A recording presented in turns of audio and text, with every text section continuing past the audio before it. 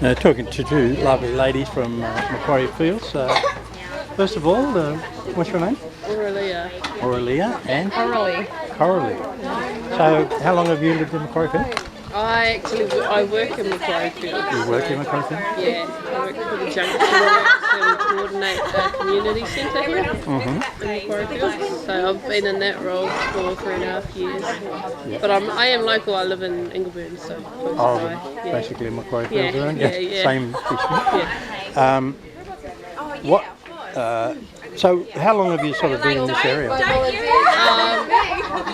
4.5 years all up in Australia. So prior to that, I was in New Zealand. So, how do you compare it with New Zealand? I guess there's a lot of similarities in terms of we have a lot of Kiwis based in this area, but lots of differences as well. So culturally, New Zealand, it's more a bicultural country. Here it's sort of a melting pot. Every culture here. As far as those community issues go, do you see any similarities in like what you've seen in New Zealand with so the Maoris being sort of sidelined with white culture and so forth, and I mean, what do you see here? I think there are a lot of similarities between, our histories in terms of the history of Māori people in New Zealand and again here the Indigenous people here in Australia. I think there are a lot of similarities, and so I guess having that as part of my culture helps me to empathise a lot better with the Aboriginal people here. I think New Zealand is slightly ahead in terms of the country's acceptance of Māori culture. Integration of Māori culture into the mainstream society in New Zealand. I think we're a bit ahead of. You're saying that racism here is more sharper lines?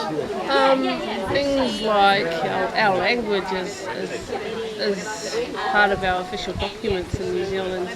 Our language is part of our national anthem. So we have, people are using the language in everyday life. But having said that, we've still got a bit of ways to go with getting that even more. I mean, there are movements on the ground in New Zealand in politics and so forth. What do you think the chances of those sorts of things starting up here?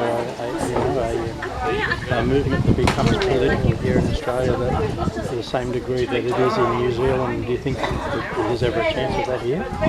Yeah, absolutely. I think so. Especially if you have people that are really passionate about doing that, things can happen.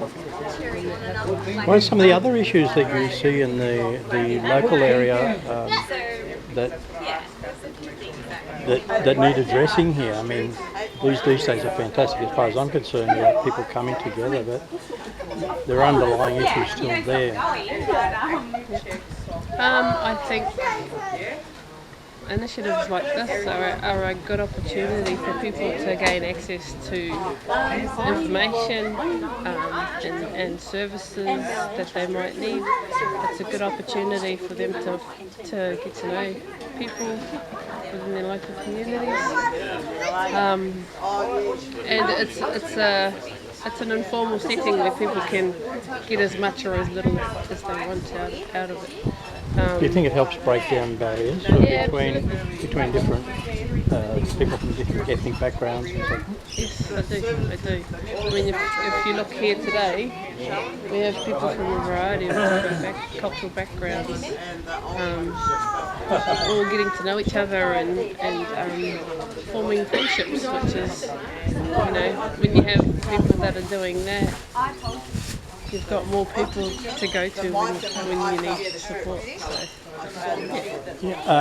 With some of the federal government policies coming where single mums and also the family supplement being targeted, possible after the trial of the Commonwealth debit card that people will have their income managed by the federal government and so forth. How do you think that'll impact on communities in these lower working class areas? I'm not entirely sure. I didn't know anything about that until you mentioned it earlier today. But if they're looking at that type of a system, it's definitely going to have implications for families from my socio-economic backgrounds. Yeah, absolutely. But what that looks like and you know what the impacts will be, I'm not sure. For the future, what are you optimistic about?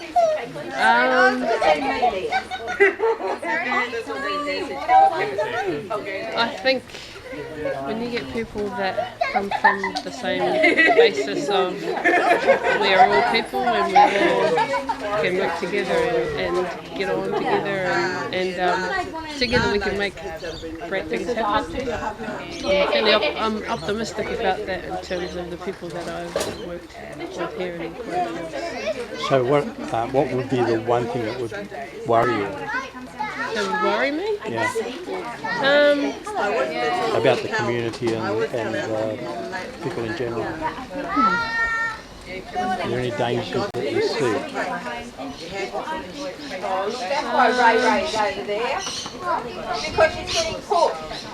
I think while there are committed people and individuals and groups that have a shared vision, there's still a lot of work that needs to be done in terms of people having access to things that they need to, you know, live positive lives. So that's always going to be a challenge, I think.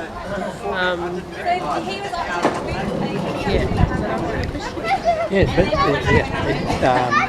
but leading on from that, what do you think the best way of combating?